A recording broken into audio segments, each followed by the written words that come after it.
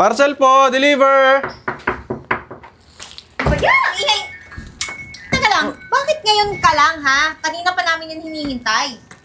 Renz, Eden, kasi may nuna pa kasi akong dalhan eh. Alam mo, ikaw kasing random kang tatanga-tanga ka. Buti na lang talaga kababata ka namin kasi mahaba pa yung pasensya namin sa'yo. Akin na nga yan! Eh, pasensya na. Ang Mainit pasensya kasi. na! Mainit, wala kaming pake. Ginusto ba namin yung trabaho mo? Yan! Delivery rider ka lang. Ibig sabihin, hindi ka naaangat sa buhay. O, ngayon, ano, dapat nga ikaw magbayad yan eh, para sa amin. Kasi, na-late kang mag-deliver. Eh, hindi naman po pwede yun. Anong hindi po pwede? Eh, hawak ko na eh. Ibig sabihin, bayaran mo to. Dahil tatanga-tanga ka, na late kang i-deliver, pera mo yung gagamitin pambayad dito. Eh, hindi naman porket na late yung deliver, ako na magbabayad niyan. Tsaka hindi ko rin kasi kayang bayaran yan. Hindi rin namin kasalanan na mahirap ka. Tignan mo nga naman, Eden, no? Nakagraduate kami, nakapag-aral kami, maganda yung buhay namin ngayon. Palibhasa kasi, kung ano nang inuuna sa buhay, hindi pa nag-iisip, sa bagay naman, makitid yung takbo ng utak mo, kaya ganyan ka. Hindi. Ulila na daw kasi yan. Eh, na-aksidente yata yung magulang, tapos na inuna yatang pag-aralin yung mga kapatid. Pasensya ka na rin dun, ha? Hindi ko na binusisi yung history ng buhay mo kasi hindi naman kami interesado kahit kababata ka namin. Wala kaming pakialam sa'yo. At saka ikaw rin doon, ang gawin mo na lang, maghanap ka ng basura. Tapos ibenta mo, baka doon kumita pa, gumanda pa yung buhay mo. Tsaka kung magkakaroon kami ng panibagong parcel, sabihan mo yung kumpanya mo na wag ikaw yung mag-deliver dito kasi ayaw namin nung mababang uri ng utak. Hina ng kukote mo eh. Paano ka nakapasok sa ganyan, ha? Pero kasi, Eden, Renz, wala ako talagang pambayad dyan eh. Masyadong mataas yan. Paano naman yung mga kapatid ko na sinusuportahan ko? Ganun? Kung gusto mong gawin namin, maawa kami sa'yo? Hindi na namin problema yun. Kaya ikaw, maghanap ka ng ikakabayad mo dito kasi kasalanan mo. Tara na. Pero, Diyan ka na! Visit ka.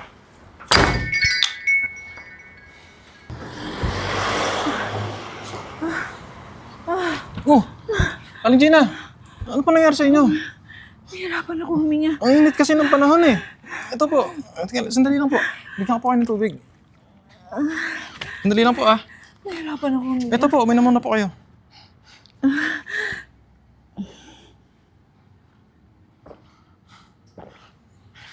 Inhale, exhale, dahan-dahan lang. Ano po, okay na po ba? Ba't po ba kayo nagawi rito? Ako rin doon, salamat talaga. Ay, Diyos ko. Kala ko katapusan ko na eh. Inaantay ko kasi yung driver, inutusan ko. Naku naman. Dapat po kasi siya na lang talaga yung nandito. Hindi na po kayo dapat lumalabas. Ay, Diyos ko. Gusto niyo po, hatid ko na lang kayo? Tara na po, hatid ko na lang po kayo. Sige, di ba hatid mo ako sa akin? Ako, salamat ha.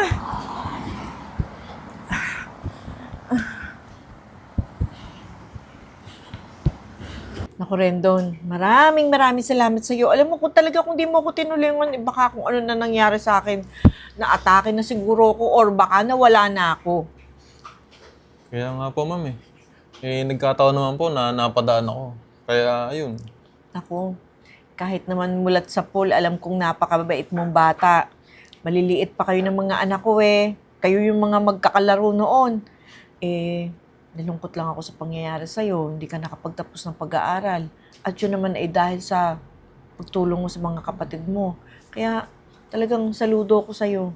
At dahil dyan, tutulungan kita. Bibigyan kita ng mas maayos na trabaho.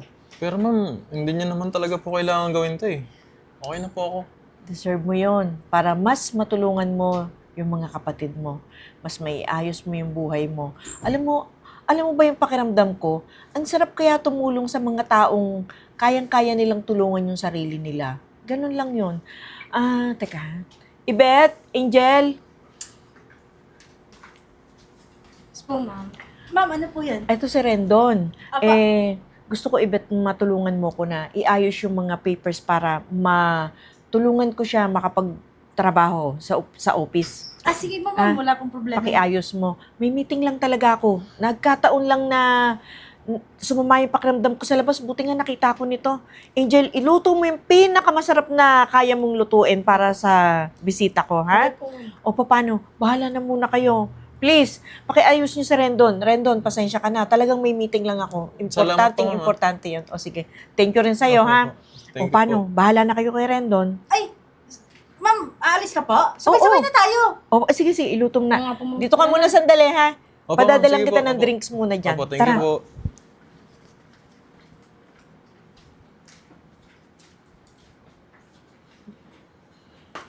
Look! Sino to? Sabi ko na nga, be. Kaya hinatid mo yung parcel dito sa bahay kasi ano, minamanmanan mo yung bahay namin? Magnanakaw ka? Hindi po. Pinapasok po kasi ako ni Ma'am Gina rito eh. Hoy, teka lang. Hindi kami naniniwala na pinapasok ka dito. Sa mukha mo niyan, ha? Tingnan mo, ang baho, kuya, may araw. Kaya nga, alam mo rin doon, kilala kita eh. Mga bata pa lang tayo, inggit na inggit ka na sa pamilya namin kasi mayayaman kami, tama?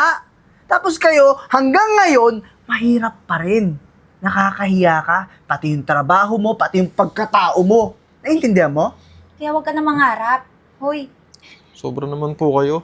anong sobra? Hoy, nagsasabi lang kami ng totoo. Oh, natatamaan ka, masakit, kasi totoo naman, di ba? Wala ka kasing pinag-aralan, pati yung pamilya mo, kaya wala kayong abot sa buhay. Tingnan mo! Totoo. Tapos ngayon, anong plano mo? Nanakawan mo pa kami? Ha? Anong gusto mo nakawin dito sa bahay namin, ha? Ay, mabuti man dapat makulong ka na lang eh. Ano, tatawag na ba ako ng pulis, kuya? Hindi po. Yung dalawa pong katulong dito kanina, alam po nila yung nangyari. Dadamay mo pa yung mga katulong namin. Alam mo kasi ikaw, kung nag-aral ka lang sana, kung di mo lang pinag-aral yung mga kapatid mo, edi maganda yung trabaho mo tulad namin. Nakakahiya ka. Alam mo, mabuti sa'yo, lumayas ka. Ay, hindi, ipapakaladkad ko na lang to siguro sa mga gwardiya natin Tama. dito. Alam mo, buti pa, umalis ka dito. Lumayas ka, magnanakaw ka. Umalis ka ka dito. sabi eh. Sabi kong umalis ka nang magnanakaw ka. Ma'am Gina, Teka lang nga, ma, ha? Ano, kinakampihan mo to? Mahirap lang namin to na kababata. Huwag mong sabihin na totoo yung sinasabi yan na pinapasok mo yung squatter na yan dito sa bahay. Paano kung ninakawan tayo, iniwanan nyo pa dito mag-isa sa sala? Grabe ka mag-isip sa tao. Kung tutuusin, kababata mo yan. Yang kababata niyong yan ang nagsalba ng buhay ko kanina.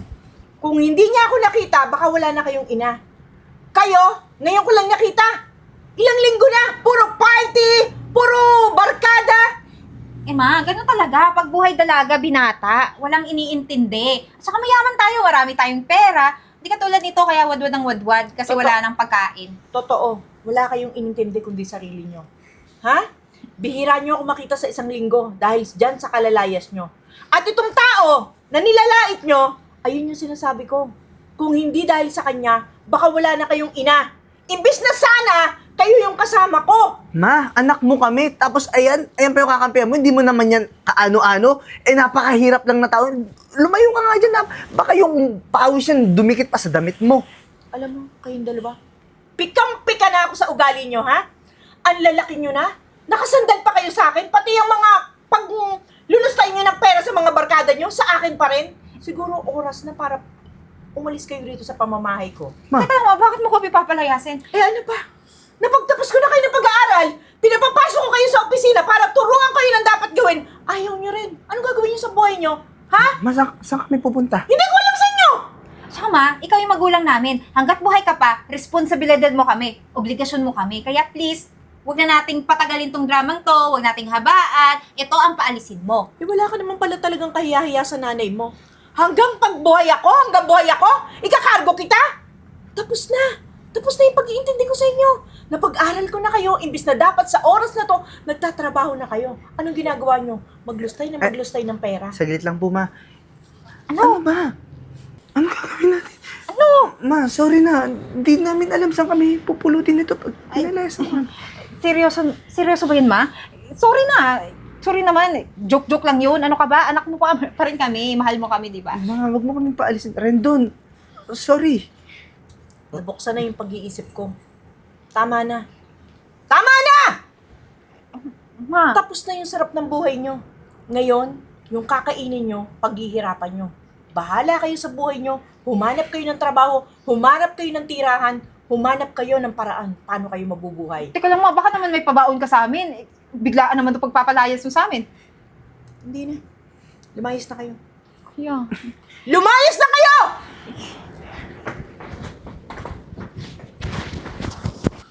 Ma'am, kailangan po ba talaga mangyari yon? Dahil sa akin, nasira pa tuloy yung pamilya mo. Hindi dahil sa'yo, Rendon.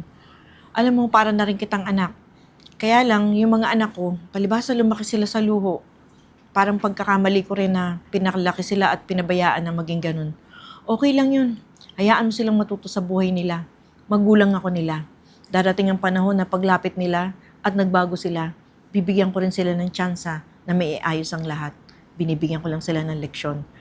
Kailangan ka sa trabaho bukas ha. Pumasok ka ng maaga. Sige po, Tara. ma'am. Salamat po. Naka-ready na yung tanghalian. Tara na. Opo. Naku, Rendon, congratulations! Napakadaming investor niyang ipinapasok mong yan. Alam mo, mula nang hinawakan mo yan, ang galing-galing. Pati mga sales, wala akong problema sa'yo. Hindi talaga ako nagkamali ng pagtitiwalang ibinigay ko sa'yo. Eh, syempre naman po, kayo po ang nagturo sa akin eh.